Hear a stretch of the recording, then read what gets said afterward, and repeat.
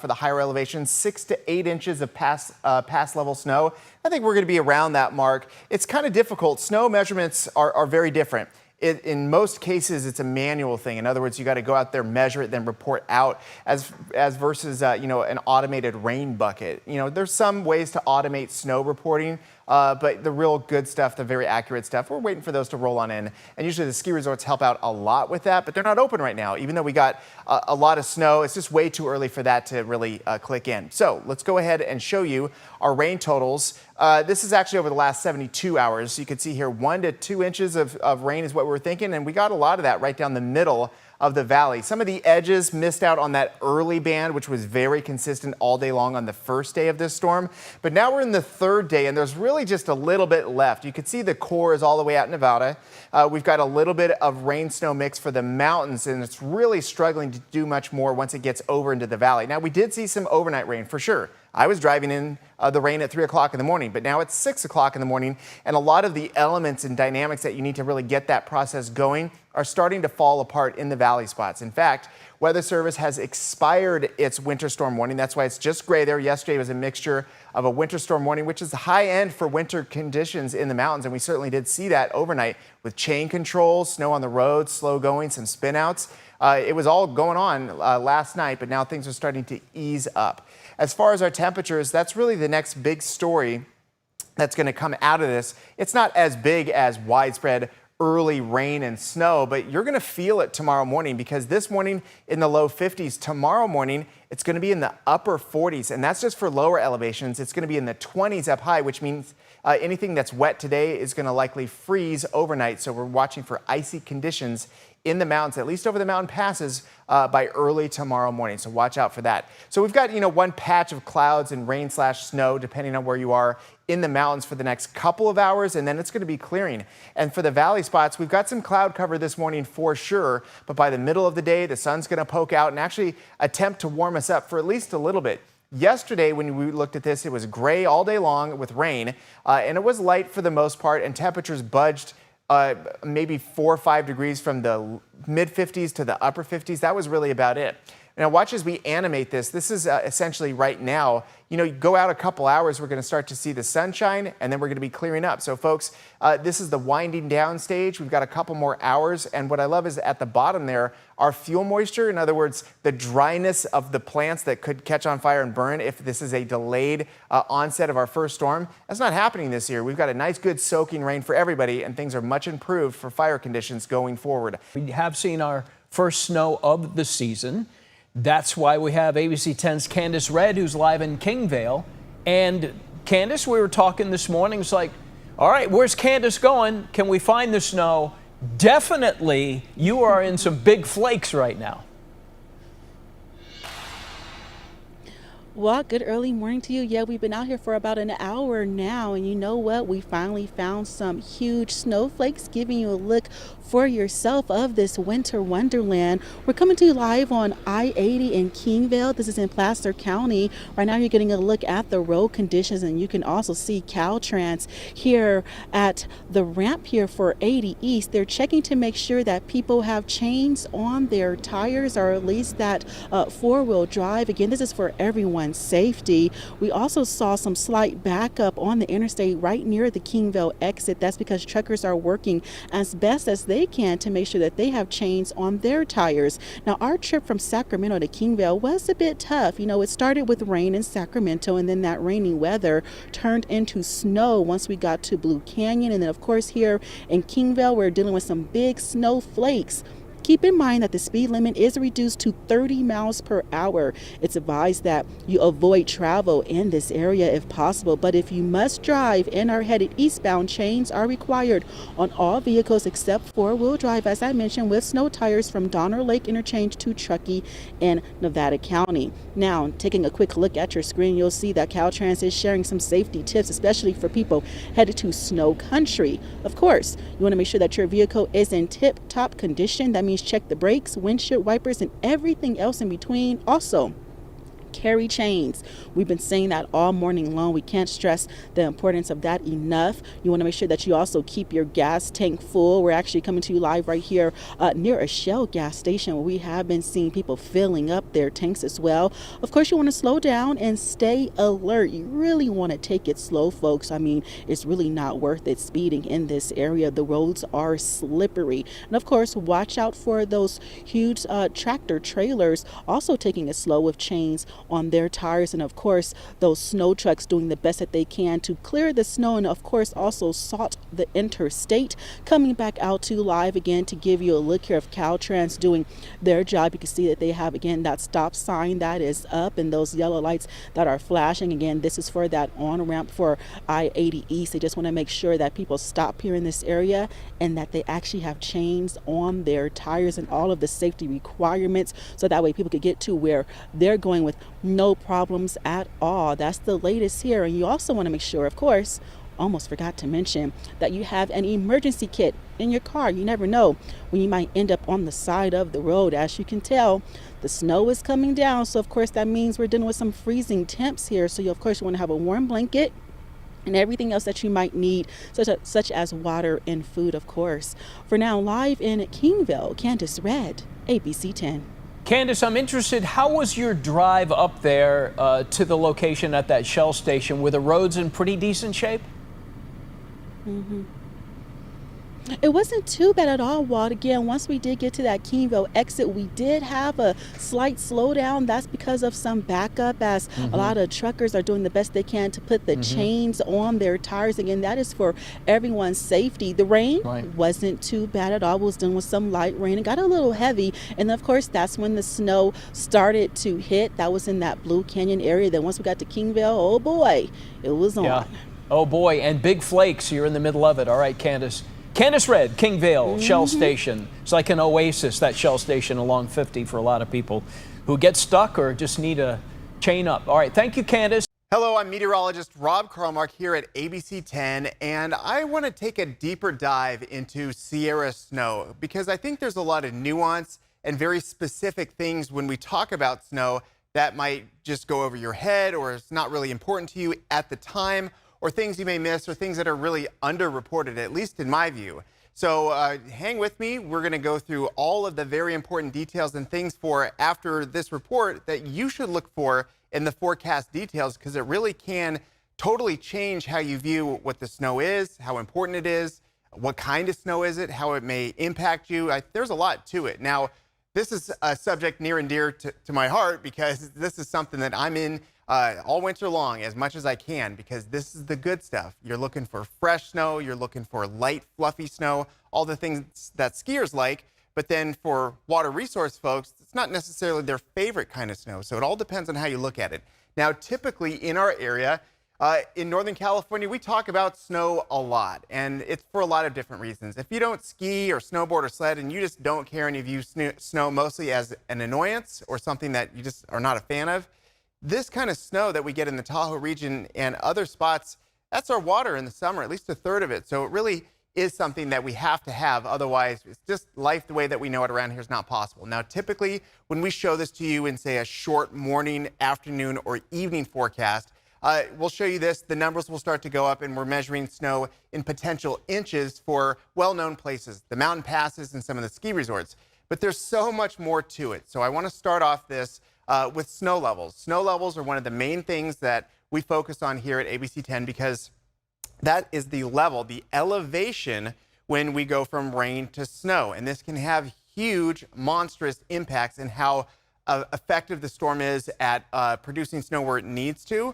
Also, some of the things that might not be correct with the storm, things that are off. If the snow levels are really high and it's mostly rain, that completely alters the impacts. Or if it's really low as well. So here's more or less a traditional storm as it comes in. It might be kind of cold in the beginning. We highlight these locations so you sort of have an idea of where the elevation is, because not many folks just off the top of their head will know where the elevation is if they're traveling through the mountains. So there's some well-known places. Lake levels, one I like to use a lot, that's 6,000 feet. That's for Lake Tahoe. And you can see here, it changes over time. Sometimes you might start off cold, and then all of a sudden it mixes in with rain up high. Then you have a rain on snow situation, so you get a lot of runoff, and that's a big impact for creeks and streams. And then usually it tends to lower at the very end of it as more cold air gets drawn in. So these are some of the things worth watching, is not just a static snow level, but how it changes over time.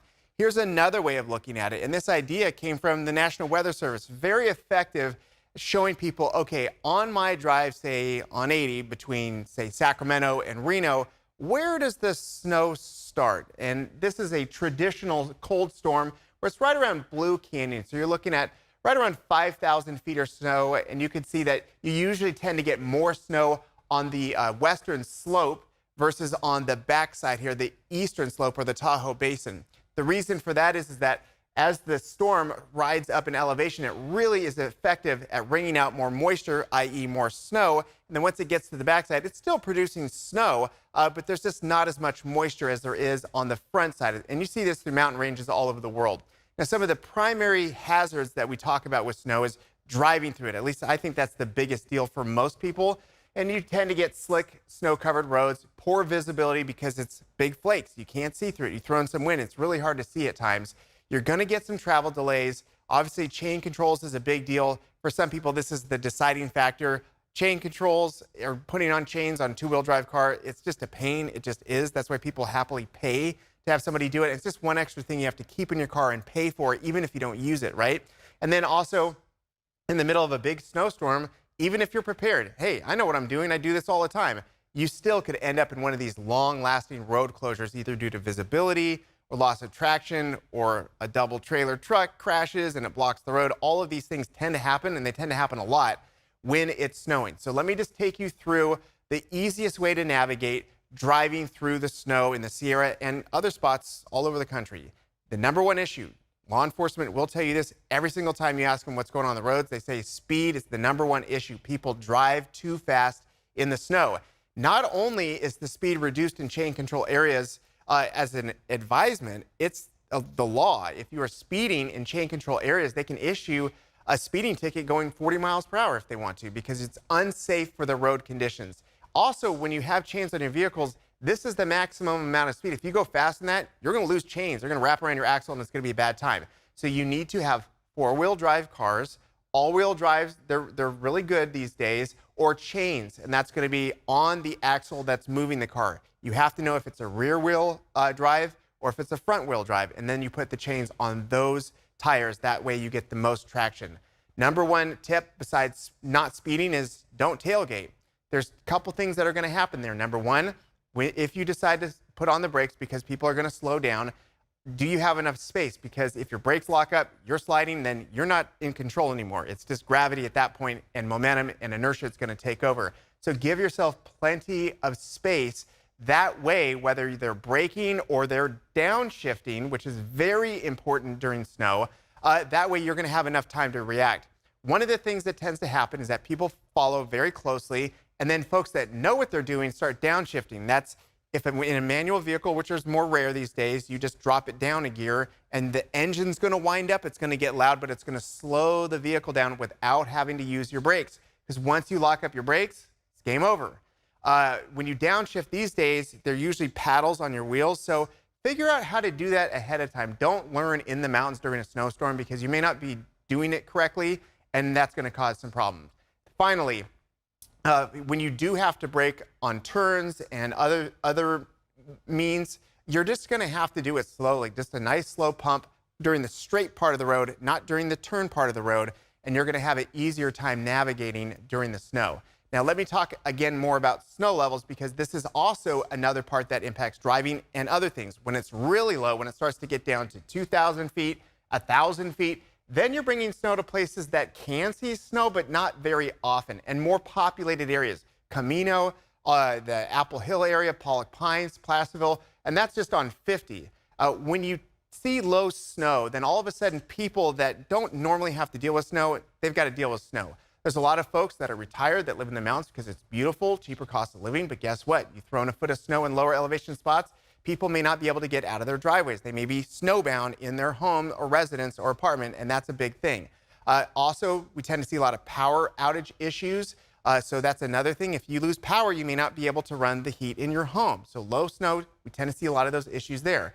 Traveling, obviously, chains and you have an emergency kit with you in lower elevation spots. Not many people are equipped with chains. If you live in Placerville, you're not usually dealing with chain controls. I mean, you may not even have them for your vehicle, but then all of a sudden you may need them to get up a steep driveway or what have you. So these are some of these other things. And then also it just changes all the time. Usually for the lower elevations, it'll be heavy snow and then rain and it mixes and the plowing is inefficient. Sometimes it's mostly up to private people. So it can just be a lot of headaches when there's lower snow. By the way, just for fun, we looked up the lowest snow in Sacramento. The last time we had a decent amount was back in 2009 with a trace of snow. Back in 1888, we had 3.5 inches. I want you just to imagine in your mind what 3.5 inches of snow would look like at 20 feet of elevation for a giant metro area with 1 million people. It would be a mess. Okay, here's another thing worth talking about. Snow density. Well, what is that? Snow is snow, right? Absolutely not. Snow is very different in the structure of it. And when you tend to look at snow, we get a lot of reports from ski areas and they tend to be at much higher elevations. So what they're going to get is colder air and a lot more inches of snow out of the same amount of liquid as lower elevations. So when the snow survey folks from the Department of Water Resources, they go out there, and these are some of the current numbers for this year, they will give you the inches of snow, but they also really want to know how much water is in that. In other words, if you melted the snow, how many inches of liquid do you have? Because that's how you measure water supply down the road. Also, the other thing worth mentioning is that the early season results, the percentages can be all over the place because you're dealing with less inches of snow in general. So big storms, lack of, or many of them all in a row can really skew these numbers. What you really want to look at for a good survey of the water that you're going to have for the year related to snow density is you really want to look at the April number. That's pretty much traditionally climate-wise. When everything starts to shut off, you tend to see less of the big snowstorms that could really change the snowpack and the water supply down the road. And this is where you really want to end up. The way that I like to view it, and it's always bad when a meteorologist is using a sports analogy, but I'm going to do it anyway. Think of these as quarters of a football game or a basketball game. You could be up, you could be down in the beginning. It's interesting. It kind of gives you an idea where things are going, but look at this. For example, 23, 24, really slow to start. Hey, we ended up not only above average, but in solid shape. So it's not how you start, it's how you finish. Now, there's different things that will influence the density of the snow. Elevation, how close you are to the ocean, that's essentially how wet the air is going to be initially to start. But typically what you tend to have is when you have warmer temperatures and more moisture in the air in general, you tend to have wet and heavy snow. Nickname for that around here is called Sierra cement. But then when you have colder temperatures and drier air, but some liquid, you tend to have more fluffy snow, and it's more like a powder. The reason why is that there's more air in the snowflake, and it tends to stack up, so there's more distance. In other words, you can move it around, just dust it right off your car, versus the heavy stuff where you really have to put in some effort. So let's talk about the snow to liquid ratio. This is how we judge how fluffy the snow is. When it's very low, 1 inch of liquid equates to 7 inches of snow. When you tend to see this lower number, it's heavy and it's dense and there's a lot more water in it. Then you get more fluffy snow, and then when you have really cold air and just the right amount of moisture, then you get these 15-to-1, 20-to-1 snow ratios, and this is when it's really light, dry, fluffy powder. This is what skiers and snowboarders absolutely love. It's like floating on a cloud. It's amazing. However, the denser stuff, which is very important and useful and necessary for water supply, there's also other issues. A couple years ago, we had a lot of events with very heavy, wet snow. And, you know, it's one thing just shoving it off the road or off your vehicle, but you get storm after storm of this, and it really can add up to a lot of weight on your roof, especially on decks. And when it keeps happening again and again and again, if it's light, fluffy snow, it's not usually that big of a deal, but you can triple the amount of weight if it's that heavy, wet snow. That's exactly what happened in the Tahoe region a few years ago, and there were roof collapses and deck collapses all over town for a long time. So snow density is very important for many different reasons. And then finally, we just need to talk about snowpack. Snowpack is such a big deal around here because this is our water bank in the mountains that we rely on. Now, traditionally, when we think of water, it's the big reservoirs that we have.